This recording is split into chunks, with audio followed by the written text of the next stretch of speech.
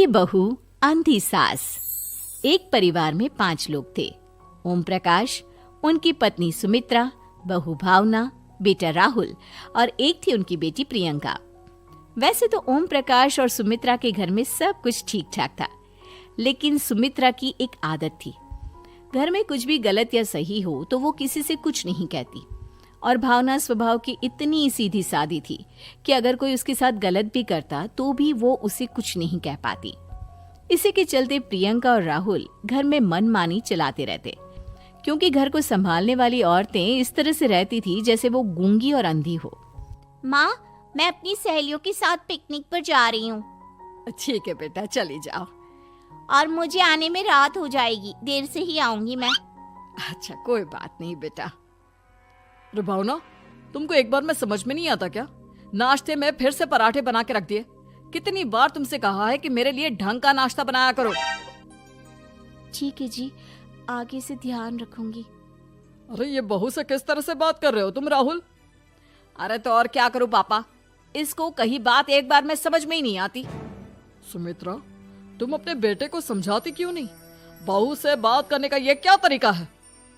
अरे जिसकी जैसी मर्जी आए करो, मुझे क्या। भावना बेटा, तुम भी तो कभी कुछ कहा करो। इस तरह क्यों सबकी बातें सुनती रहती हो? कोई बात नहीं पापा जी, सब ठीक है। रात को काफी देर तक प्रियंका घर नहीं आती और जब वापस लौट कर आती है तो एक लड़की के साथ बाइक पर बैठकर सुमित्रा और भावना दोनों ही प्रियंका को लड़की के साथ देख लेते हैं।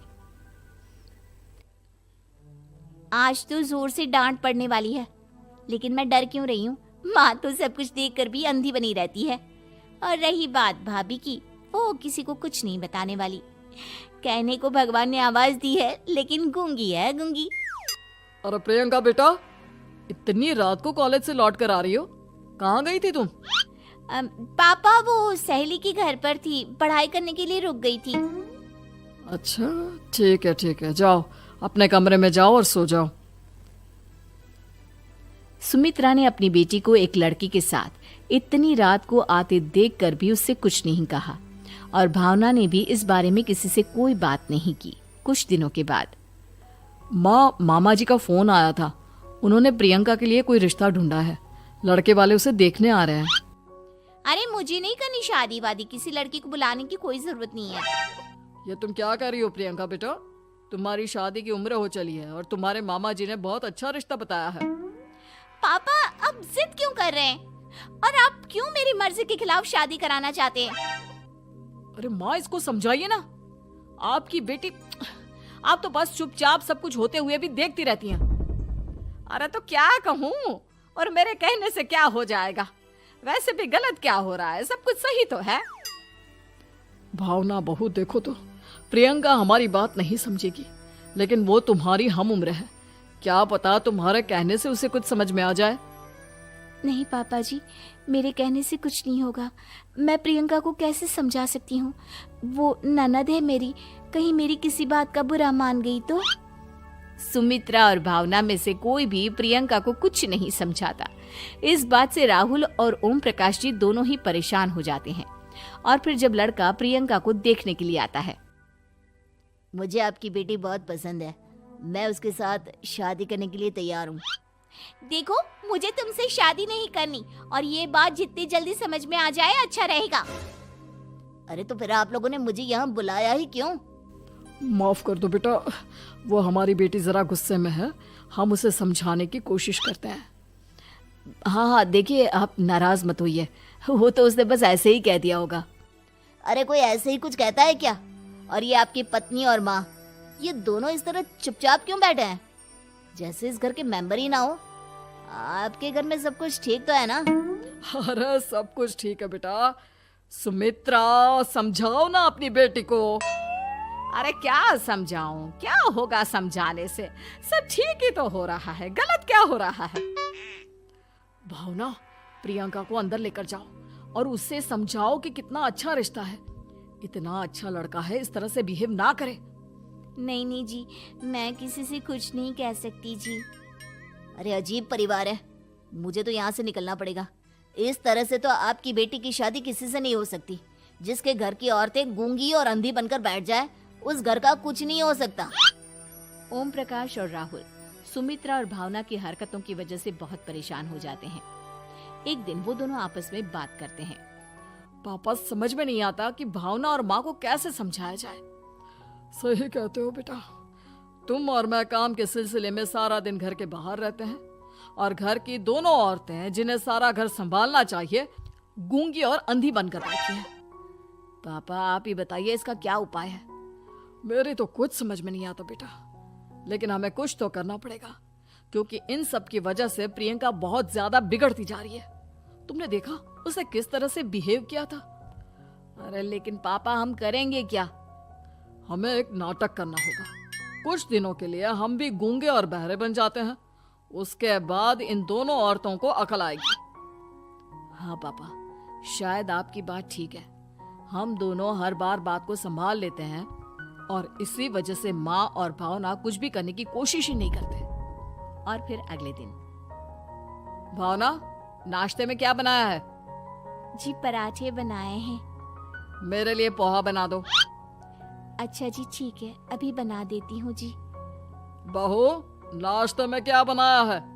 पापा जी पराठे हैं और पोहे बन रहे हैं। अरे बहू, मुझे तो उपमा खाने का मन था, मेरे लिए उपमा बना दो। ठीक है पापा जी, अभी बना देती हूँ। भाभी जल्दी से जरा मेरा कॉलेज के टिफिन तो पैक कर देना। और सुनो, मुझे ना भिंडी की सब्जी खाने का मन है। सुमित्रा चुपचाप बैठी बैठी सब कुछ देख रही थी। उसने किसी से कुछ भी नहीं कहा और ये देखकर भावना को मन ही मन गुस्सा आ रहा था, लेकिन वो किसी से कुछ नहीं कह रही थी। उसे लग रहा था कि ओम प्रकाश जी जो हमेशा उसकी साइड लेते थे वो भी आज चुपचाप बैठे हुए थे।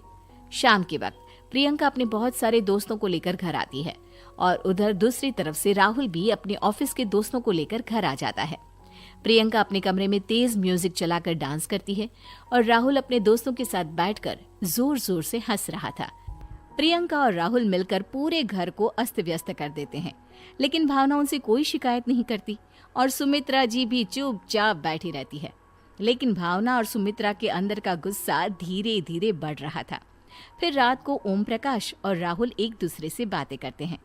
पापा, हमने इतना कुछ किया फिर भी भावना कुछ बोलती ही नहीं और माँ भी कुछ गलत करने से किसी को रोकती ही नहीं। तुम चिंता मत करो बेटा, इन दोनों के अंदर का गुस्सा भर रहा है और बहुत जल्दी बाहर आने वाला है।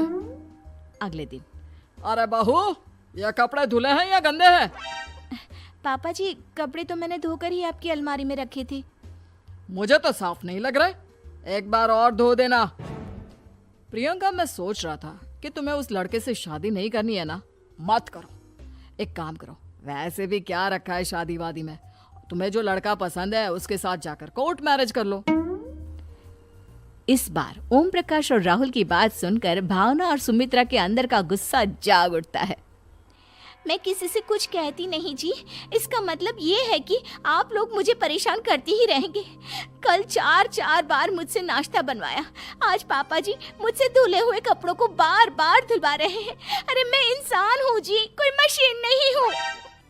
तुम दोनों ने मिलकर इस घर की कैसी हालत बना दी है और अपनी बहन को भागकर शादी करने के लिए कह रहे हो। तुम भाई हो या दुश्मन? ओम प्रकाश और राहुल जोर जोर से हंसने लगते हैं।